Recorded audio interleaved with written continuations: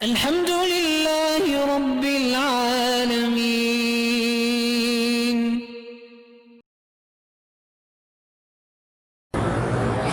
کہتی ہیں جی کہ حضور کے والدین کے بارے میں کیا کہتے ہیں؟ کچھ بھی نہیں کہتے، توقف کرتے ہیں، چونکہ ان کو حضور کی نبوت کا زمانہ ہی نہیں ملا۔ حضور صلی اللہ علیہ وسلم تو ابھی پیدا بھی نہیں ہوئے تھے اور والد فوت ہو گئے۔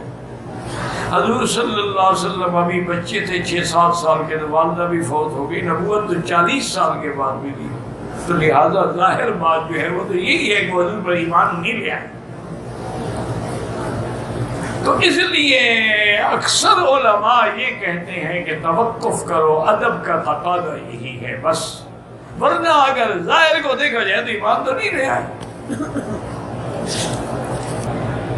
کہتے ہیں کہ لوگ غریب آدمی سے کیوں نفرت کرتے ہیں؟ بے وقوفی ہے اور کیا ہے، ورنہ کل تم بھی تو غریب ہو سکتے ہو، تم بھی تو معذور ہو سکتے ہو، تم بھی تو اپاہج ہو سکتے ہو۔ نفرت کا کیا ماننا، بلکہ ان سے تو اور الفت کریں اور محبت کریں۔ حضرت حسن بصری رحمۃ اللہ علیہ کے پاس جب کوئی غریب آدمی آتا تھا، آپ اپنی چادر بچھا کے اسے بٹھاتے اور فرماتے ہؤلاء برید الآخرہ، یہ وہ لوگ ہیں جو ہماری نیکیاں لے کے آخرت میں جمع کرا رہے ہیں، تو یہ تو قابل عزت لوگ ہیں، یہ تھوڑا ہے کہ غریب سے نفرت کی جائے۔ کہتے ہیں جی بدر کے مقام پہ کوئی پانی کا کنواں ہے۔ پانی کا کنواں تو لازمی بات ہے کہ حضور پاک جب صحابہ کے ساتھ آئے تو کنواں کھودا گیا، اب وہ بچ بھی گیا ہے یا نہیں اللہ عالم۔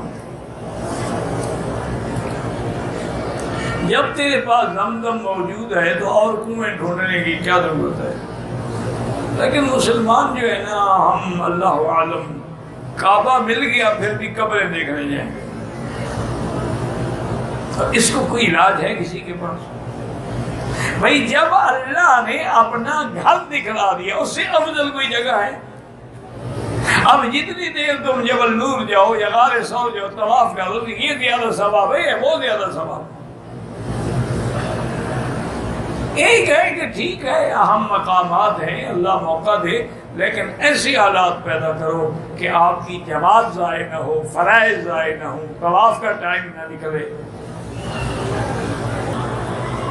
میرا بھائی جو چیز مثلا اب دیکھیں نا، میں بیٹھا ہوں، آپ مجھے دیکھ رہے ہیں، میں آپ کو دیکھ رہا ہوں، تو یہ حلال ہے تو یہ ویڈیو میں بھی جائز ہے۔ جو چیز ایسے دیکھ رہا، اب یہاں میں عورتوں کو دیکھوں تو حرام ہے، ویڈیو میں بھی حرام ہے۔ قرآن کی آیات ہے موبائل میں، آدمی اسے ڈیلیٹ کر دیتا ہے، کوئی بات نہیں۔